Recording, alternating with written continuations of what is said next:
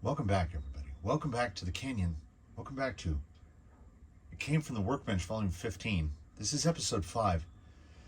Episode 5 is something that essentially amounts to a post-incident report, an after-action report, because I made some statements about what I was going to do, and then I proceeded to spend, I would honestly say, total time spent probably 10 hours of time to do what I thought was genuinely going to be about 90 minutes of work. Now, I understand that 90-minute estimate was horribly optimistic. But here we are. It's not just a roller, it's a runner. And I'm hoping that I can, at the very least, cover everything that happened. So let's start, before removing the body, let's start with I had fully intended to use this wheel because he was originally on this wheel when he was the Gate Rover, and I thought the silver would look better. The offset is just not there. I do have the option of ordering some like wider offset hexes, like the extended hexes, and we can maybe go back to those hot storms. For right now, he's on these Injoras with 18 millimeter SLWs because the wheels need to get pushed out significantly, as a Phoenix axle is a good bit wider than an Element axle. So the tires were way in. So he's running 10 mil. I think they're 10 millimeter hexes with 18 millimeter. And like, he doesn't look, to me, it doesn't look, the Ghost River does not look exceptionally wide. Because of the way the chassis rails interface in the back here, I have to run tiny body clips. I have massive hands. So tiny body clips are not my friends. So I have a whole bag. I don't know if these came extra with something or if I ordered them intentionally. They're like phone lanyards, like to put like charms on stuff. I don't know. But you attach them to your little mini clips, and then like I don't lose the clips. So I feel like that's a pat on the back moment, because now it's super easy to get those off. The body has been trimmed to now fit down. The bumper mounts are set. I trimmed some off the bottoms of the doors, trimmed some at the front so that we can get a better lift on there to be able to access the battery. I have, of course, fabricated a steel and aluminum pin. Here's our pin. I really don't like those plastic pins. So if we remove the body, we will see that the Ghost Rover is mobile. Like he can steer, he can move. I am genuinely, I'm trying to think of where to begin. So we remember that the Fox belly had to go because there was absolutely no way it was going to clear. There was no way it was going to clear. So I took the Gate Rover's shocks and I lined them up, and they were okay in the like bottom row, second hole. So second column, what is that? This is the row. Second row, first row, second column, both sides.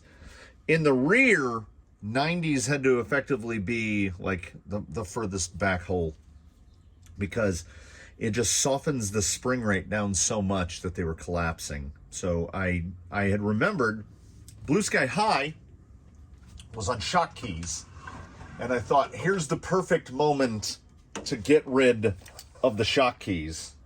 So if we can get both of these guys in the frame at once. So Blue Sky High's grid out is pretty much perfect on the 90s. He's right there. He's right there. He's first row, second column, front and rear. He has not lost, except maybe about 10 millimeters of articulation, but because the spring rates are much closer to what he needs, he sits down a good bit lower. So he is not as sky high as he was before. I did notice while working on him that, I mean, look at the amount of camber that these hubs run. And his front link needs to be lengthened because he's running, it has to be 3/4 of an inch of toe out, which I think might help explain why he's so unstable while using 4-wheel steer. This guy, on the other hand, you will notice, I need a block. You will notice if we lift up the front end here, we do not have behind the axle steering. And if we remove a wheel, you'll be able to see it much more easily.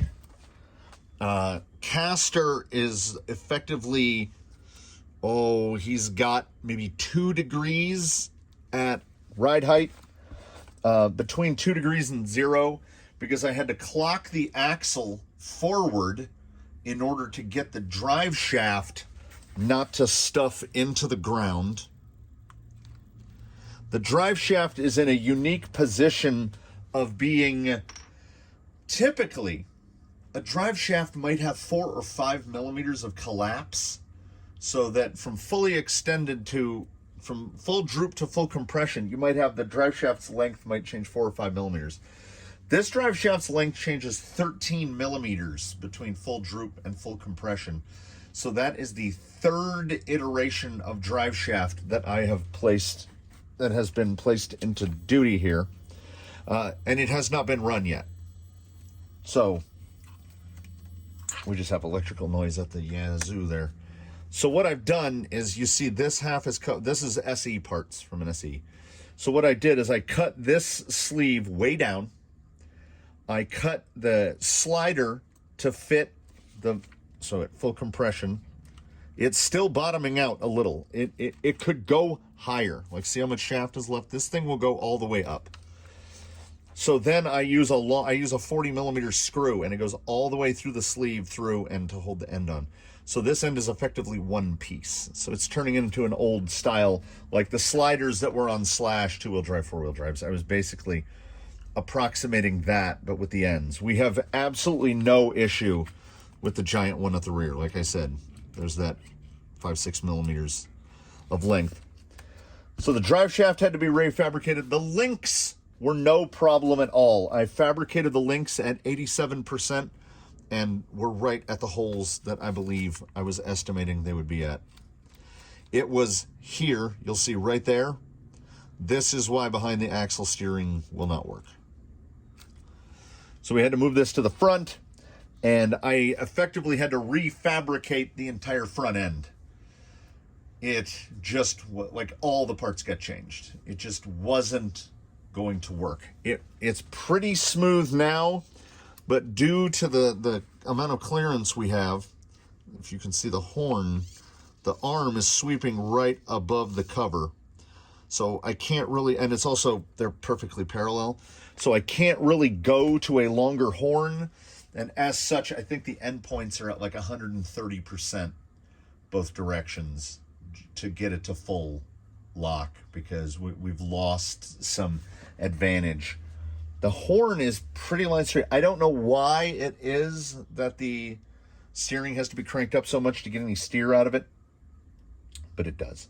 So because there's so much movement of the links and movement of everything else, I didn't want to put wires down here. So I dug through the bin and found I don't remember, I think that used to be in Eddie. That was either an Eddie or Argenum. So there's another contribution from another vehicle.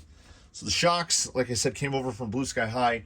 They are running the softer spring in the front, which are white band, and they are running the more stiff spring in the back, which is the orange band. There's still 2 of the softer rates. I think yellow is the softest. This is second softest, and this is third softest. He could potentially go up 1 rate in the back. But as it sits, why? Okay, first question. Why are we not using Susan? So could potentially go up 1 rate. But yeah, I mean, you can see the offset of those So he could definitely be on those wide offset Injoras. I'm not saying that this is the permanent wheel set. This is the wheel set for now because, you know, they fit. And I will show you here on the bench in a moment why we have to have the offsets pushing them out so wide. The link geometries came out pretty much where I want them, I think. We have no wheel time outside the building. I have driven it around on the floor a little bit. And when this gets, so he is in effectively an RTR form right there. We put the body on to add that. The body is about 7 ounces without all the stuff in it. So we're sitting a little nose high because the front shock is not laid down as much as the rear. But at ride height, the front link is actually higher in the front and lower at the back because of the 12-degree angled skid. This guy is super, super low. The skid, where the skid clears, is about 5 millimeters higher than the pumpkin. And then it just kind of opens up in the back end. So in the back, when we go full compression, the shock is just shy of being bottomed out. We have about 3 millimeters of shaft exposed. And it stops there. We have built-in limit stops in that the little shock mount actually contacts the frame. And look how high up that frame is. So I did some measurements without the body on, and the numbers are mental. Without the body, which are numbers that we shouldn't consider because it's only going to be run with the body, the rear end has 170 millimeters of flex, and the axle can tilt to a 55-degree angle. The front has 165 millimeters of flex, 5 millimeters less flex, which is surprising. I mean, it's servo and axle, but I think it's the battery hitting the frame is what causes it. And the front axle can go to 52 degrees, which in the grand scheme of things is probably too much.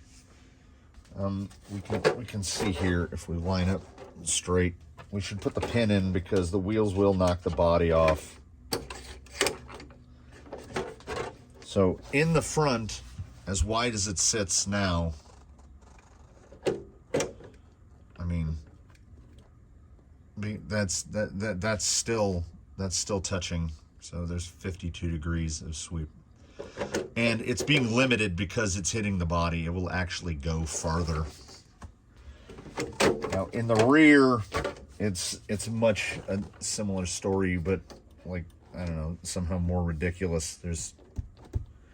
And this is hitting the chassis. If we move it out of the way, we can go up to there, which is, you know, by all estimates, too much, but we're dealing right now with a lot of stuff that comes from paper, right? The proverbial on paper, this will do this. So if I look at the rear links are perfectly parallel to the ground, and the rear upper link is angled ever so slightly up. So this is definitely into the realm of positive anti-squat, because the imaginary line between the rear upper and the rear lower will never intersect at ride height. When we go here, we're going to have, am I in frame? The moment center at full compression in the rear, so we'll call that full compression. The moment center will be somewhere over here. So what that rear geometry is trying to do is throw the front end down. And even in testing on the floor in here, because the shocks are so laid over, we have a much lower effective rate. And because the shock springs are so light and they are filled with 50 weight, and I think that in the tuning round, they're probably going to have to go to at least 80 weight, because at full compression, as you can see, the rear shock is at like a 25-degree angle. And the front shock is at about a 45-degree angle. And we do not have full compression in the front. We have no problems with travel this way because we've got big 110 millimeter shocks, to the point where there's actually geometry changes. Like you can see the axle pivot because the axle can turn so far that when we do full compression, you can watch the wheel dance. So this thing effectively has variable wheelbase. The wheelbase changes under compression and droop.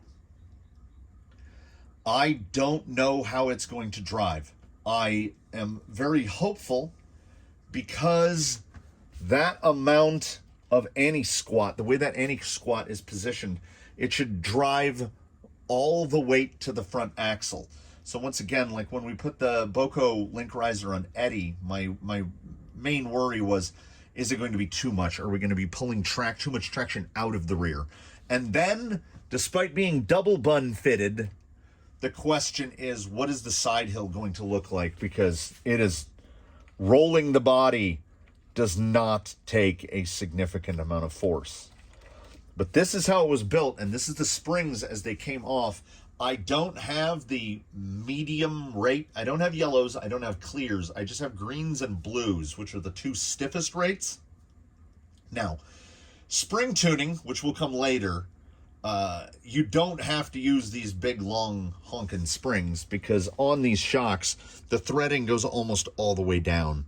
So a standard spring goes to about here. So you would just be running a lot of preload. We will see.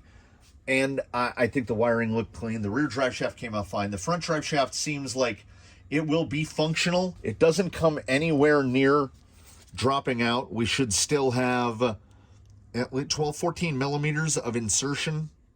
So like if you push on it, there's no lateral movement. If you push on the shaft and you can feel a little bit of flex to it, that means that the slider does not have enough insertion in one end or the other. And as mine is bolted down, the insertion seems fine. The chassis braces were chosen completely at random. They appear to be functional.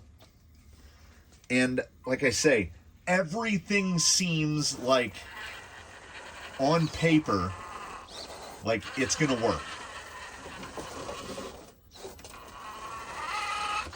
The approach and departure angles should be tremendous because, like, I mean, you can see now. So if that bumper can manage to rise up over things,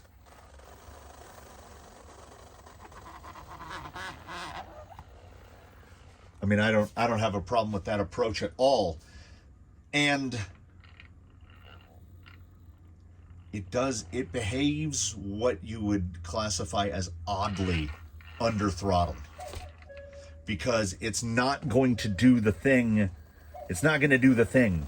You see the chassis roll towards the tire? That is the effect of those rear link angles. Departure angle is almost as good.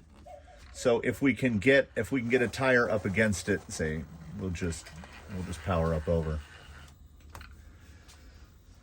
So this thing has an amount of flex that I don't approve of, particularly if somebody takes like their base camp or a stock TRX4 and is like, I'm just going to throw the longest shocks I can on it and get 5 inches of droop. This rig was designed to flex this much. And just getting it set up and getting it to set at ride height, I tried, I think, 6 different shock mounting positions in the front and 8 different shock mounting positions in the rear, because moving these even one hole provides a noticeable change in effective spring rate. So all of those holes, those massive grids of holes, are effectively like buying a bunch of shock springs. Because the more I lay down the shock, the softer it gets, and the more I stand it up, the firmer it gets. And I can also preload it by moving it, like keeping it on the same plane, but moving it towards the axle. So this was set up for what I would consider to be neutral ride height. How that is going to work out on the rocks is what we will find out very shortly. You can see watch that shock collapse on the passenger side. There's a good bit of movement because it's so soft. I think that the flex is about, I don't know, it's about nuts. Like I honestly don't know if this will be manageable. The only rig that flexes around this much is Zoidberg, who can get away with it by having a wheelbase 1 inch longer than this and being on 2.2 ruptures. So if you want to talk about something that transformed from what it was to what it is, the Ghost Rover is that. I mean, I don't know. We will call it a spiritual successor, and I am completely okay with where it has landed because those are the shocks from Blue Sky High. That's the old body from Argentum. I think they're the skids from building Blackjack. They're either Blackjack's skids. There's so many things handed down. The lower links were cut out of old links from Jelly Green. So this is another rig that is a recipient of many hand-me-downs. I have not determined whether or not I will be running it with the interior because I have not corner balanced yet. I don't think we're there yet. I don't know what tuning needs to be done. So all I wanted to do is get a basic weight. He is 6.04 pounds as he sits before you right there. And as I said, the body is around 7 ounces. So we're at 5.5 pounds, which I think is plenty light for this. And we made absolutely no weight saving movements at all, except for the fact that he's running plastic bumpers and whatnot. The chassis came out really light. Everything about him came out pretty light. So I think there's nothing here to do save take the Ghost Rover out for his first wheel. And hey, he can't do it. Like, every ride is a ghost ride with the Ghost Rover because he can't ghost ride. He doesn't have an unpainted body. He doesn't have an unfinished body. Part of me wants to say, because of the way this body works, there are the 2 pins that come through right here. I would modify those and turn them into body mounts and then put clips there and just take the whole cage off the back. Because the flex is really limited by the body. But I haven't wheeled it, so we're not going to make any of those type of substantive changes. We're going to go do a little bit of something that resembles a tire test protocol, and we're going to see how this guy looks. Because I said there'd be wheeling, and there's been plenty of talking. So let's get to wheeling, and I can, as soon as this thing hits the ground, I feel like I'm going to know whether or not I've wasted all of our times. The fun part, though, is we get to find out together, all of us. Now, I do have some optimism because watching that approach angle, and if we line Susan up here,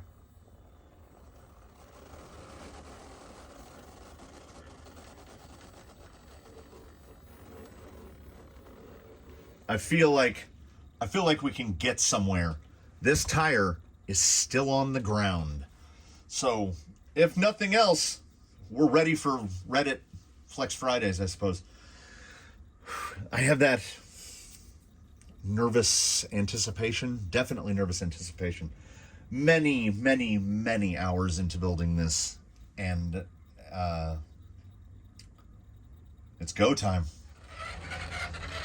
The drive back has provided some visual input. It's kind of bland / utilitarian because it's just I mean, when you sit there and look at it now, it's just black and silver. Compliance is at what we would view as a spinal tap level. This one goes to 11. Moving over uneven terrain, the body doesn't even move.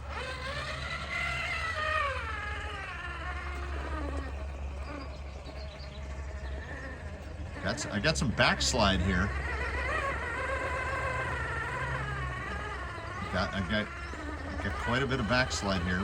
Okay, we got the tire up and it's sliding back down.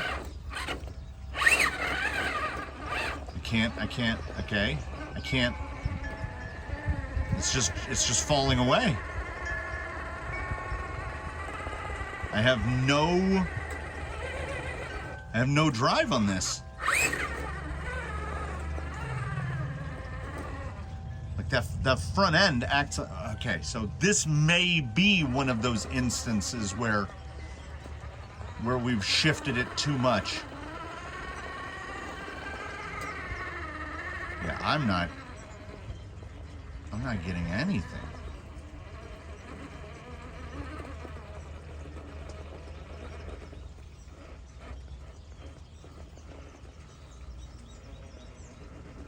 Compliance so high. Look at that front end just skate. Okay, I don't know.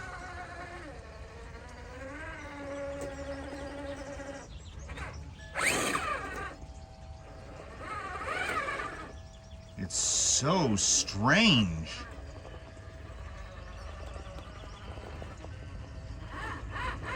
I am getting so much skate on the tires. It's like the tires are made of glass. I can't tell. From the time that I've spent here flailing at Slick Rock, I can't tell what the setup is doing at all. It feels like I have no grip. Now, Slick Rock might be really dirty. I don't know. Yeah, that's not going to lift a tire at all.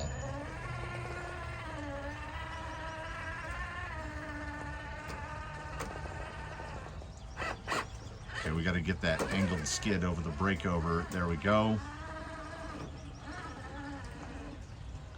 Yeah, what we're seeing now is it's like somebody swapped it out for something else. It feels completely different.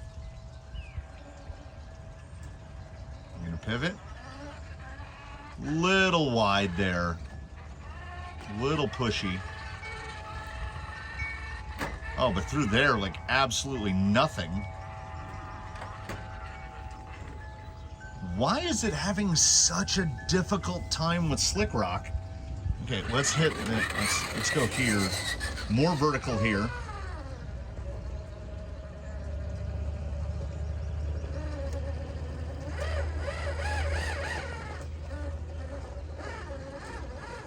Trying to get that skid over that rock.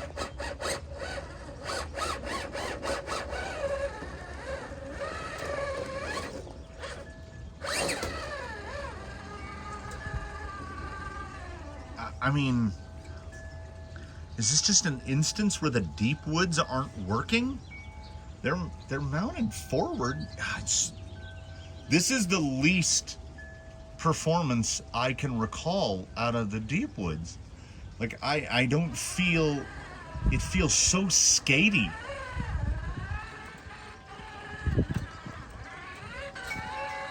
I have no idea. I still don't know.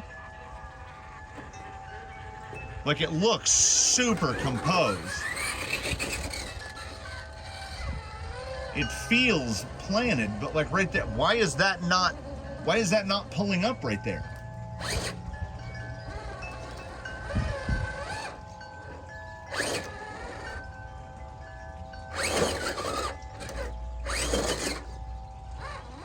Yeah, if I give it the beans, we're through. Okay, let's just pivot this all the way around. I'm just going to stay full lock here until we hit that rock. There we go.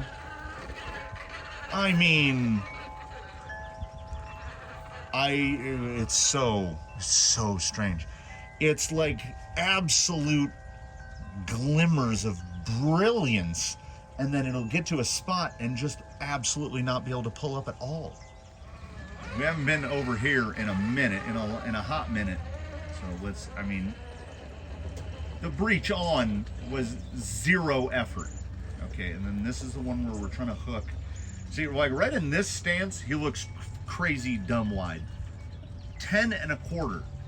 So he's narrower than Jake. He's narrower than many. I think he's almost the exact same width as Argentum, but for some reason looks much wider.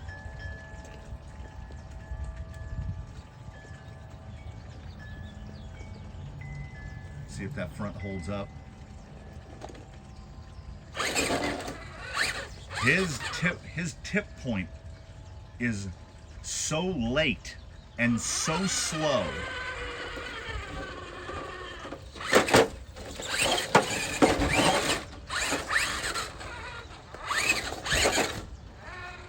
It is a bizarre. Now, like that right there is just massive drive. So, hooking. Now, the Colonel, when we converted him to skid forward, had similar, shall we call them, teething issues, and I think that's where I am now. The deep woods may not be the tire. So what I most want to see is, are there situations where the flex is too much? Oh, look at all that. No. Okay, so let's get way out here on this edge and push it out as far as we can and just absolutely pirouettes through. As well as anyone has done it. Okay, this is very difficult here, but with the amount of droop that he has. Let's see if I can hook a tire over.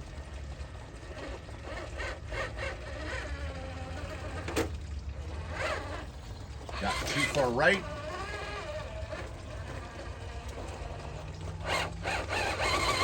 Ooh, I'm wishing for more side lug right there. So let's try from the other side, which is technically even slightly. Look at that. We flex him.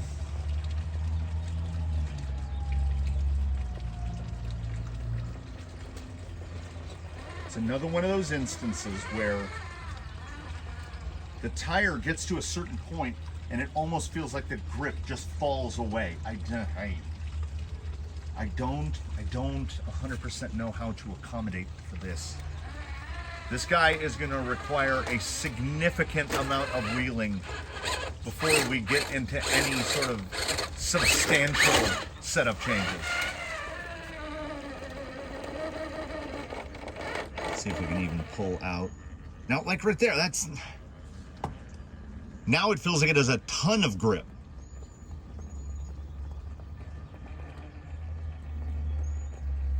Like we say, the further right you are, look how slow. He falls so slow. I could have caught that. Bump up. Now, yeah, I mean, if we take the left line, not really challenging. Definitely needs to sample some other tires. Okay, let's try to get back over to that right-hand hit there. I'm watching the tie rod to see if we're having any sort of interference, but it does not look like it. Very, very, very light in the front now.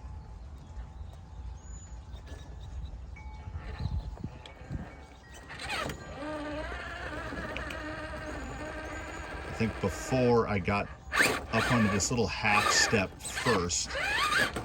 There we go.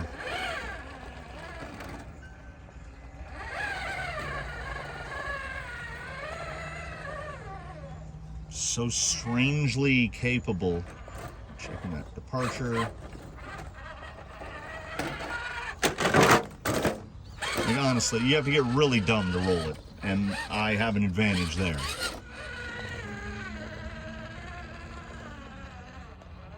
Well, it feels remarkably stable. Body angle looks pretty good. I saw that little slide to the rear. Yeah, he's gonna take Yella's angle more easily than Yella does. That was a masterful run across the side hill. So even with all that droop,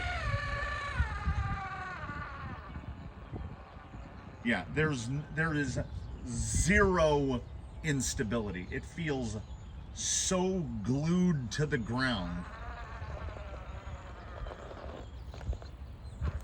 Like right there. You have to flip it yourself. To stay into the throttle in a spot where you'd be like, no, that's not a spot I would get on the gas.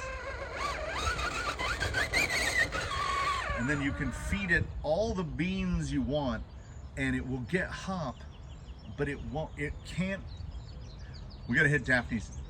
It won't flop the front end over because it has so much positive anti-squat in it. Look at that angle. Gotta be in that 50-degree range. Yeah, tire's pretty well bottomed out on the low side. Oh my goodness, the potential of this. Have to see how we do on the breech and the line itself.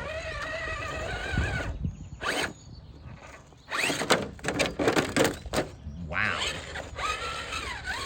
There's a lot of load on the one tire. Gonna come around.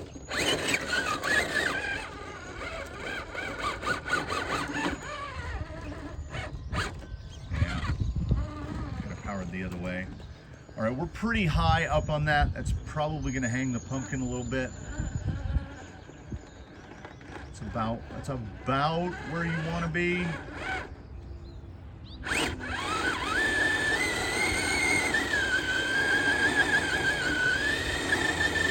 Like no hop, even giving it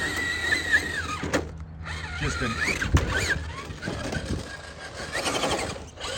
an inappropriate amount of beans.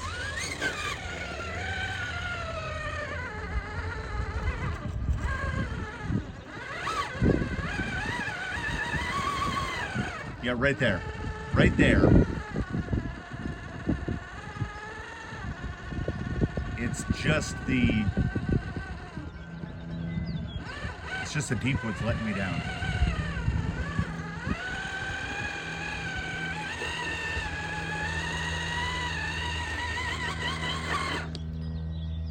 Yeah, they're acting like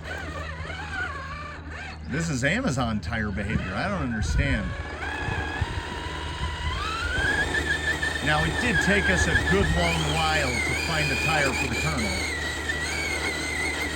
Well, like, it's not getting out of shape. It's just not getting any grip.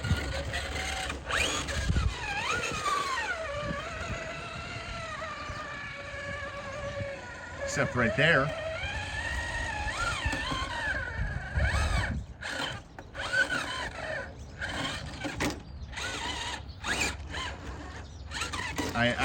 I feel like there's no genuine point in me hitting any other obstacle. I have to go, I gotta see what tires are mounted or what tires, what rims I have available. And we've got to try at least one different set of tires on here because and then we're even yet further from Gate Rover, but the deep woods are not working here. They are not working. Let's see what we can do. As I mounted up the second test set of tires, which are, for purposes of this, these are still those J Concepts tusks that I had borrowed, and the person that I borrowed from still hasn't come and gotten them back. So they're fitted with double buns. I just unmounted the deep woods because the deep woods won't be going on here. They don't work. I got to thinking, well, could it be temperature? It's about 94 degrees. Temperatures on the ground surface range between 115 and 125 on the ground. So, not making excuses, but at the same time, sort of hopefully going, maybe, you know, it couldn't have helped. But at the same time, okay, I see the axle on the kidney bean right there. Trying to pivot it back. I don't know if I have enough drive. We're into flip territory now. Driver rear getting really light. We'll slide down there. And he's already staying into it, you know? I feel like he's past that point where if he was gonna fall, he would have fallen already. A little more pivot. Okay, I mean, unsurprisingly, the Tusk did better than the Deep Woods here. Okay, let's go to the more slick, the less responsive side. You have to bump on here from out of frame.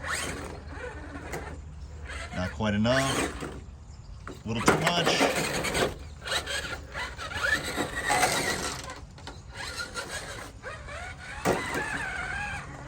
All right, trying that again. Not quite. There we go. We're bumped on. Trying to get that driver front. That driver front is just trying to pull up.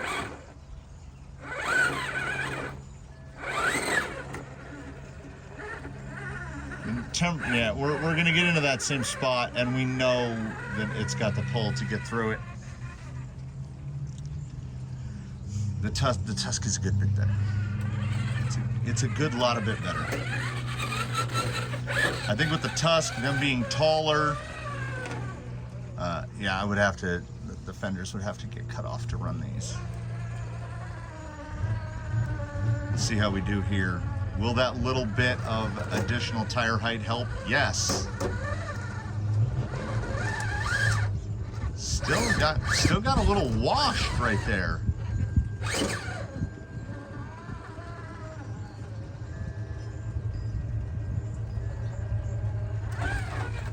Quite a bit of push there. Good amount of push. Either insufficiently loaded for the front axle, or I don't know, I got squirted too far to the left. Yeah, this feels very different by comparison. We definitely need to stay in the shade here, as the camera is already unhappy. So this should be more of a test of setup than tire. Let's see how are we gonna get pushed? Like, how high can we get driver front before this thing just flips? Yeah, that approach angle is fantastic. Oh my, oh my! I did not anticipate that little catch right there. I'm thinking that at least some of that wheel spin is that, I don't know if the laser will read from here. I can't even see the laser, it's so bright. Yeah, the rocks that he's sitting on right now, 127 degrees. So it's not helping.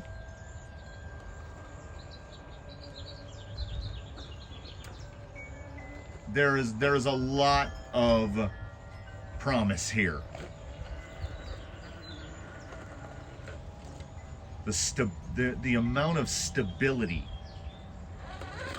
and again, same rim that was mounted before. So he's 10 1/4 wide.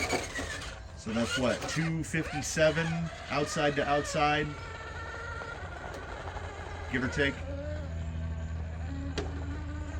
He's got a lot of forward drive, an absolute mountain of flex. I am very optimistic about this, and I think this is one of those instances, in particular. This is one of those instances where I need to learn to temper my expectations, because I ordinarily go into these, and like I say, if I'm going to do a quick view, I try not to get my hopes too high. But with this, I was like, oh man, it's going to be amazing. And I had forgotten that the kernel was a process that I went through, and it took him 2 months to get to proper handling. And what I just did right there, there's definitely less than 2 months required to get this thing going. I mean, I'm gonna stay in right here. See if we can come up here. Hanging. The angled skid is hung up. Let's try to get it back more. Yeah, it just kind of shuttles him. But the massive amounts of droop, spots where another vehicle would all but certainly roll. This guy's like, nope.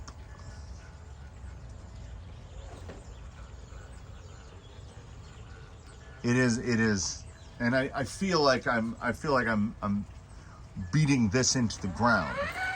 It really does feel like the geometry can outgrip the tires.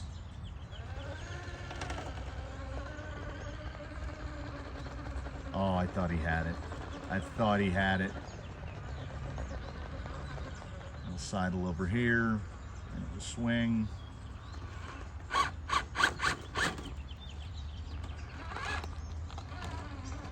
Well, I mean, that's an approach no one has successfully taken, because you should flip over.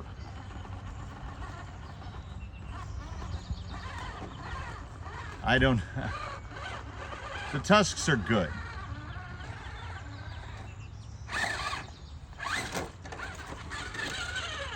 But I don't know what we're gonna do for tires on this guy. I don't know what we're gonna do. Maybe we need to think outside the box. Uh-oh. Oh, I think I know what happened. The spring collars on GTS shocks have this tendency to dial themselves off, and then they can't fall all the way off because the shock is bolted to the tower. But then you lose like a half an inch, like your ride height just all of a sudden slams down a half an inch on one corner. Passenger front spring collar came all the way off, so the body was just dragging on the tire. Look at that drive right there. Now we need to get over here. Like throttle positioning.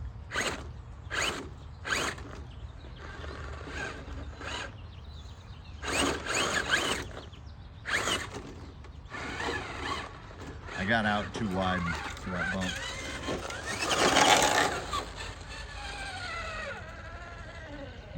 I would probably actually want to raise the front up a little bit, which probably wouldn't even involve preload. It would just be a matter of moving the shocks forward one hole on the tower. Same row, but move one column forward on the tower, just to bring the front end up a little.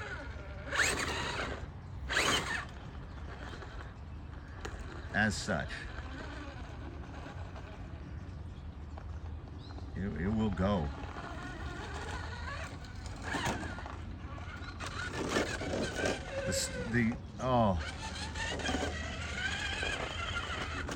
He almost did it.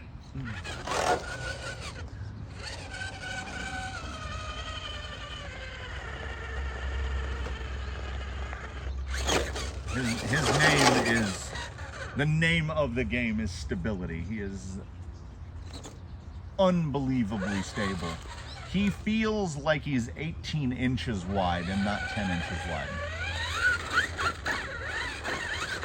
Ordinarily, when you get into a situation where you're bouncing like this, You don't know where it's going to go or what it's going to do.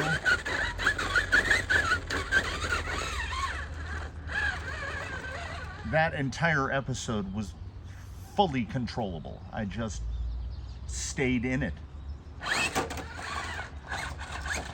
So I think what we actually have here is somebody that needs to be, well, he needs to be driven differently.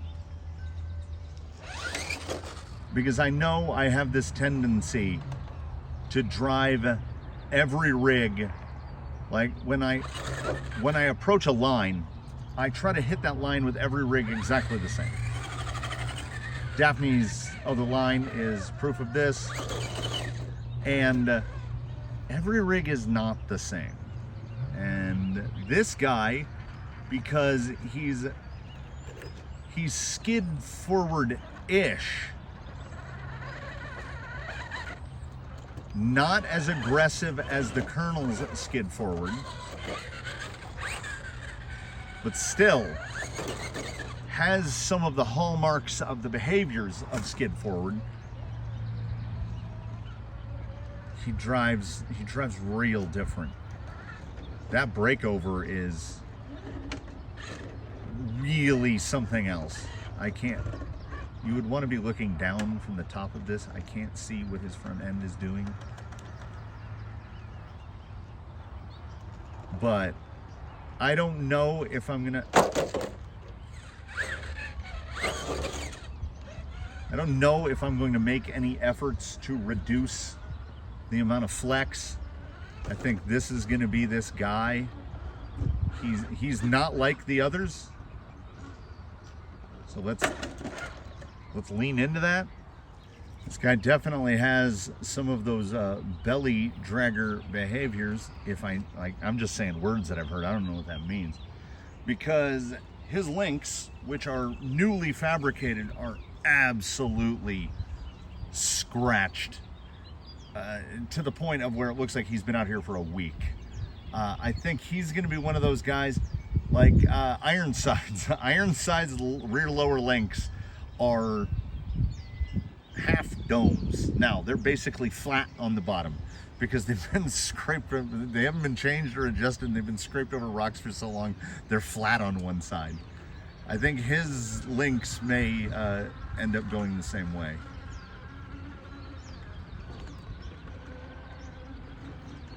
It's iffy sitting over here behind a camera and driving when you can't actually see where you're going.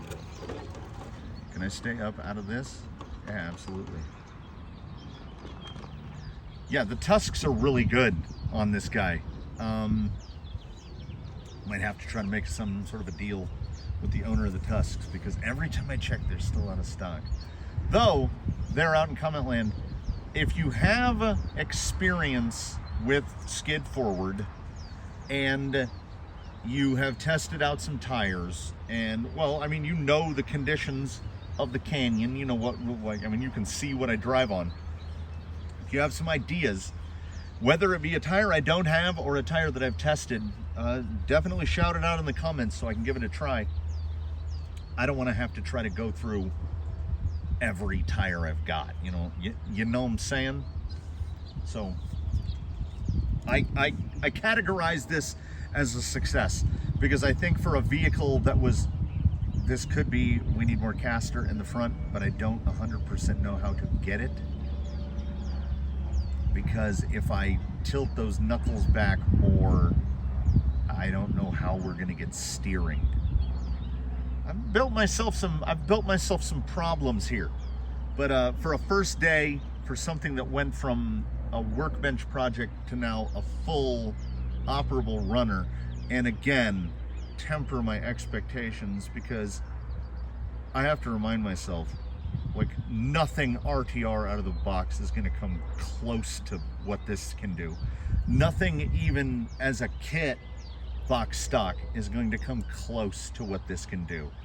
So I just expect, as I have said, celestial alchemy, and I think my expectations were unfairly high for this guy. I don't think that in terms of componentry he needs many changes aside from perhaps tires or inserts or some combination of the stuff that allows him to contact the ground. I think the shocks are good. I had initially thought that they were going to need heavier weight because they feel so soft on the bench, but I don't know. He seems to capitalize on that ability to just flex madly. So might have to cut the front fenders. That would be, because you can see it just rubbing across the top of that tire. But tuning will begin. Proper tuning. I don't think he needs any change of componentry, really. Oh, you can see that spring completely off the cup over there. I'm going to have to do the GTS spring cups have little slots in them, and I will take tiny zip ties and zip tie the bottom of the spring to the cup so that they will stop falling off. Oh, I didn't realize how high that tire was up in the air. It's pretty nice in the shade. There's a good breeze. Thanks for joining in, everybody, for this installment of It Came From the Workbench. I said it before, and I will say it again. I did not pick the correct subject to do an instructional because I had to shift so many times. What we ended up with mostly resembles what we started off trying to achieve, but as these things are hyper fluid, it basically went a whole different way from where I thought it was going to go. So there'll be more. Tune in for more. I do thank you for watching this one. I hope you tune in for the next one and the next one and whatever we get next. I look forward to seeing you in that. Please, as I mentioned, do comment below, like if you liked it, subscribe if you haven't, do consider channel membership. I am going to think on this for a while. I might actually, after I shut down the camera and don't have to worry about the heat, I might wheel this a bit more just to try to get my head around, you know, what's going on. What's going on? We'll see you in the next one, everybody. Have a good one. Come back soon, etc., etc.